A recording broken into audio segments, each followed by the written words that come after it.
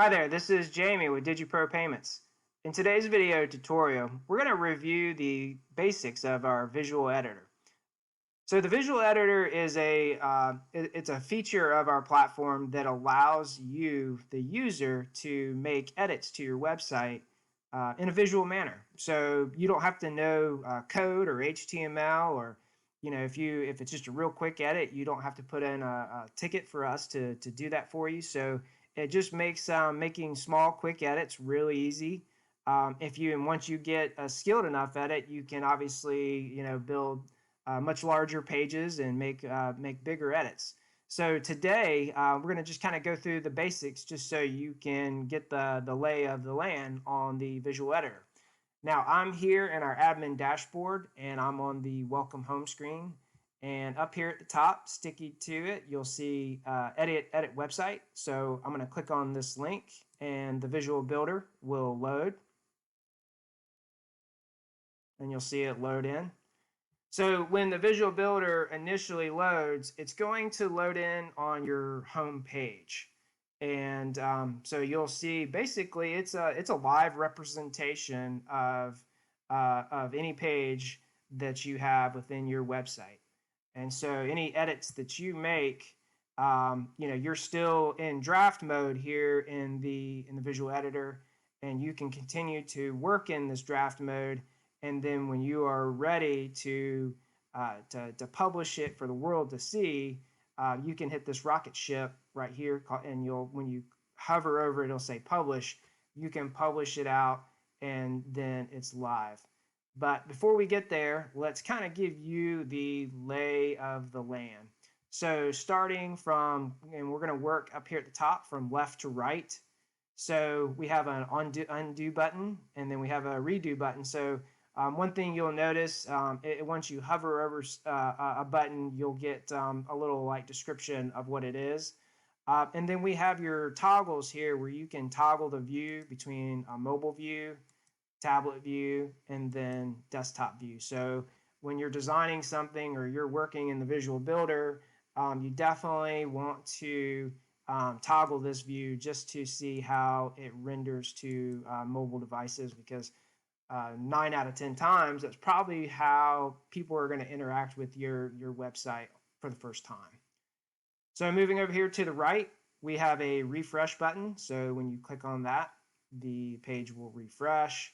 We have a save, which is probably the button that I use the most within the visual builder. So when I'm working in here and I'm making edits, just about after every single edit that I make, I'm clicking this save button and saving the code. So basically what that does is that when you make a small edit in the visual builder, it's technically not saved, like the HTML that we're writing to that page is not saved until you hit this button right here. And just keep in mind, when you hit this, it's not publishing out to the website. You're still in draft mode. So when you're ready to publish, you can hit this rocket ship and hit publish, and it will publish it out to a live version. The next, we have a preview button, and where you can preview the page in draft mode. And then we have the view site, where you can click out after you have published it. You can click the view site and go and view your work. And then we have the delete page, which I rarely ever use. I don't try to hit that button too often. And then we have the expand out to full screen here, but I'm going to minimize that back over here. So next, working over here on the left side, we have the back to the dashboard. So if you want to get back to the admin side of things, that's the link that you hit.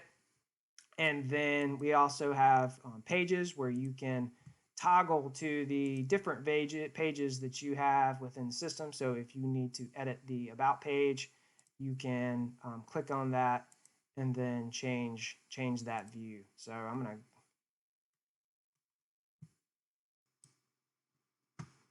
next, under pages, we have add new page. So if you need to add a new page to your website, you can do that here in the visual builder as well. So if you click on that, you'll have a slide out that will come up, and you'll be able to enter in the page URL, Basically, you just need the very end part of the URL. So it would be, you don't ever have to add the full URL to your system. So maybe if you are working on a programs page, it could be programs page, and then you want to do a hyphen in between it because URLs do not like spaces. Then your page name, your page title, page description. These three, this item right here, this page title, this page description, and this keywords. These are all SEO. This will definitely help. Once you publish it and Google indexes it, this will definitely help your page get found.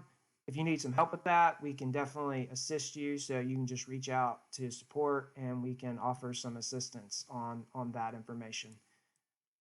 Next, we've got style. I really wouldn't worry about these.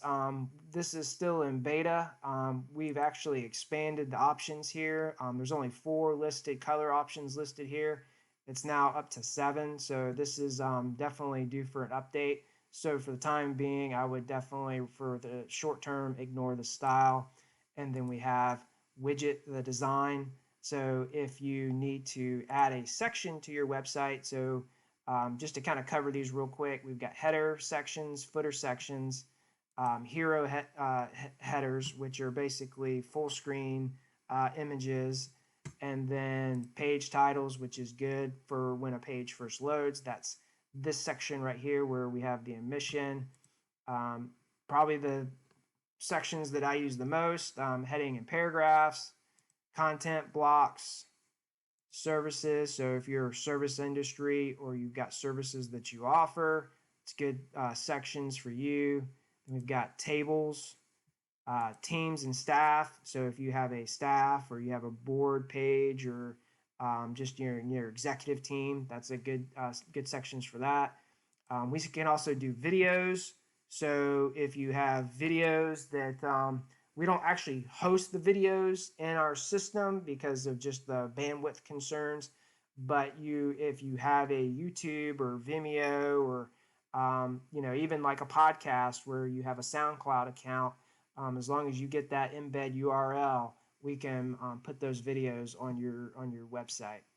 And then call to action, maps, form blocks, which again is probably the second most block that I use when I'm building a website, review forms, blog sections, contact forms, dividers, and then down here, sliders, testimonials, and image galleries. Finally, we've got the SEO tools. Again, we talked briefly about SEO. If you click on page settings, it'll open that up. And so if you need to add some keywords, adjust the page description and the title, that's where you go to do that. And then analytics. This is where if you don't have any, or if you've got this module enabled on your account, this is where all that code's going to be for your Google Analytics account and your tag manager, and then your Facebook pixel.